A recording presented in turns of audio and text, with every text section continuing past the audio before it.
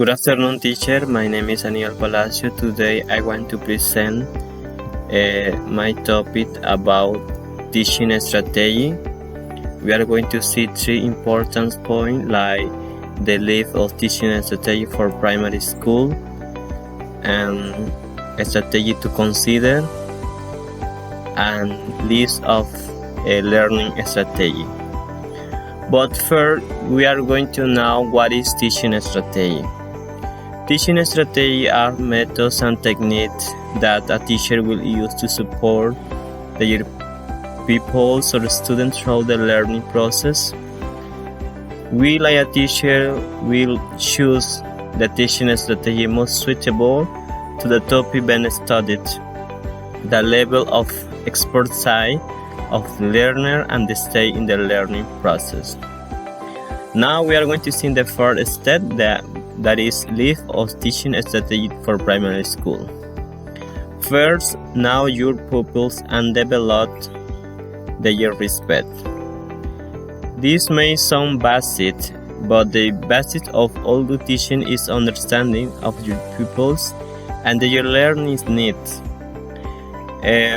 Take time to get to know a new class from the first day. Understand what motivates them, their barrier to learning. This is an often overlooked teaching strategy.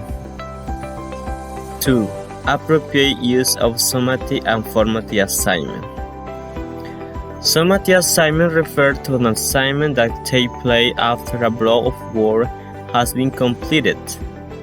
Formative assignments are those that take place day to day and are used to guide people understanding of topic they are assigned for learning. Diagnostic for children gap using formative assignments. We advocate the use for this kind of diagnostic assignment to identify a child's misconceptions. 3.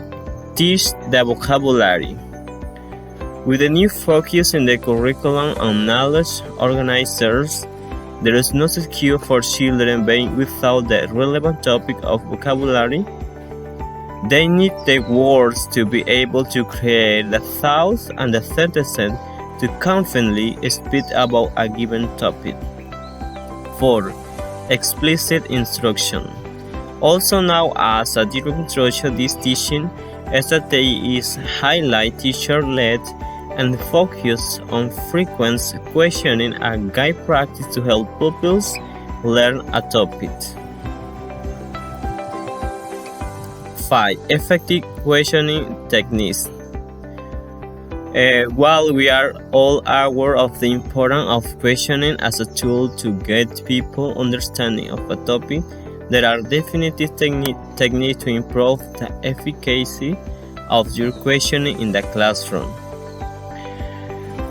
6. Deliberate practice. One of the most effective ways of introducing new concepts to a class, deliberate practice involves breaking learning down in a series of sub-skills like isolate, develop, assess, final performance, retrieval practice later. 7. Differentiation. Far more than simple splitting the whole class into small groups based on attaining positive and effective differentiation at the primary school level can be difficult to achieve. Poor differentiation strategy risks actually widening the attainment gap we are attempting to close. 8. Reinforcing effort, providing recognition. This way we can help pupils make a link between putting effort into a task and receiving recognition is an important step in developing a classroom environment that fosters active learning. Encouraging people to put more effort into activity only goes too far without something to provide them with the motivation to do so. 9. Metacognition.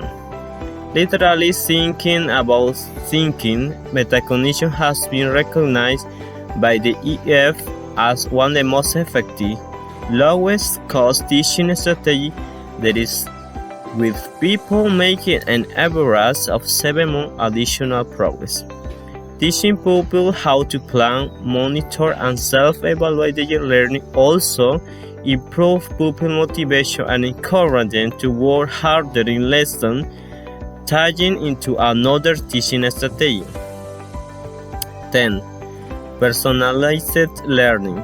It might sound obvious, but pupils are more likely to engage with learning when it's more targeted to them and appeals to their interests. This may be difficult to achieve early on, especially with a full class of 30 pupils.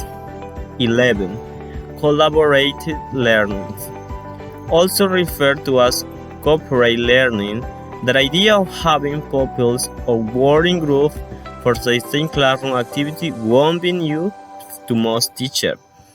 The concept of competitive collaborative learning has been shown to have some impact, but caution is advised in case pupils focus more on the competition rather than the learning. 12. Explicitly teach thinking skills and problem-solving techniques.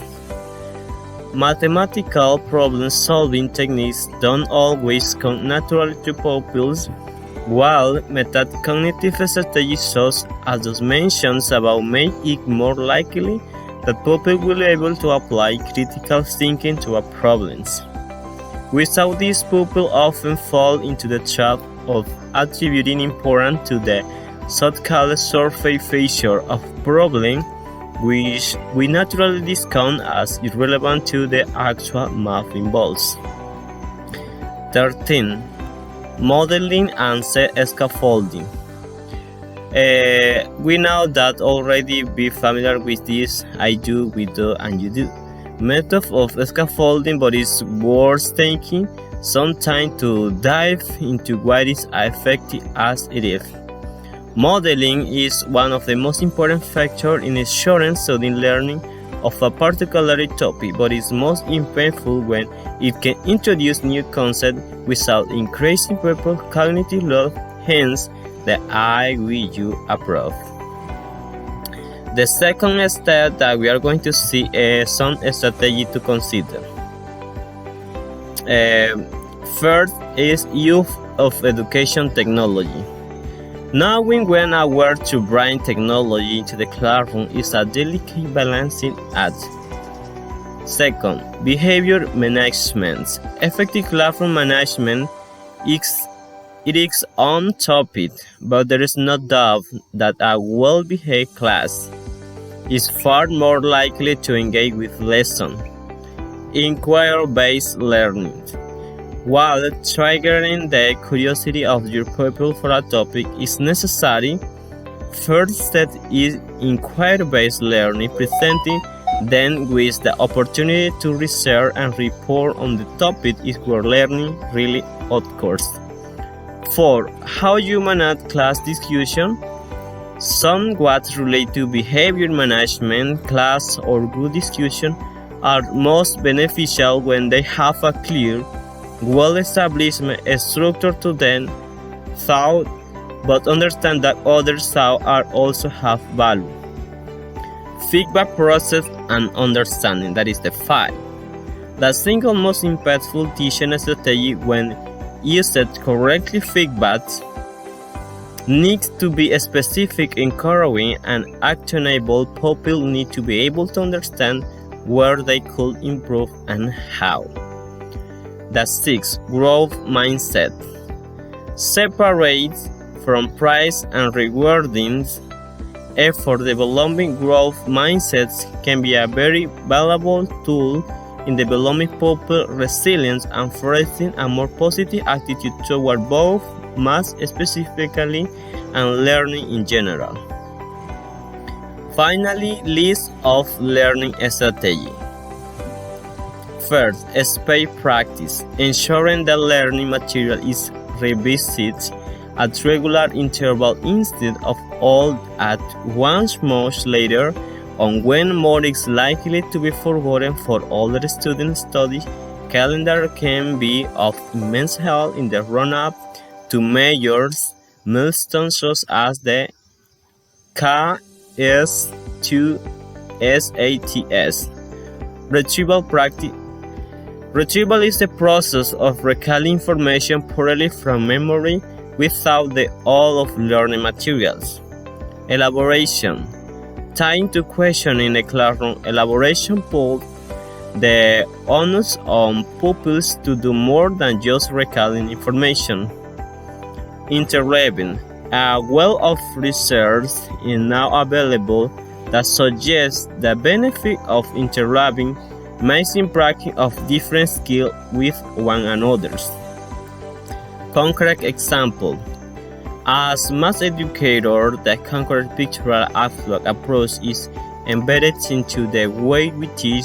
Within our online tuitions, we have many different ways of explaining a topic, and as an extension, we may ask pupils to come up with their own concrete example for concepts based on the example we have just explaining the concept to them. Dual coding. Combining words and visual in teaching material. The decision referring to speech to accompany writing text can help them reinforce the concept and the brain in two different ways, making it easier to recall. Anyone who creates a slider for the pupil will be familiar with the challenge of imparting information through the words plus picture. This way we have seen three important strategies, not only to teach, also to learning like teacher and like students. That have been so important for me because I will try to apply this knowledge that I have getting from here to teach a student in a way that can learning correctly in some topic that I want to teach them. Thank you.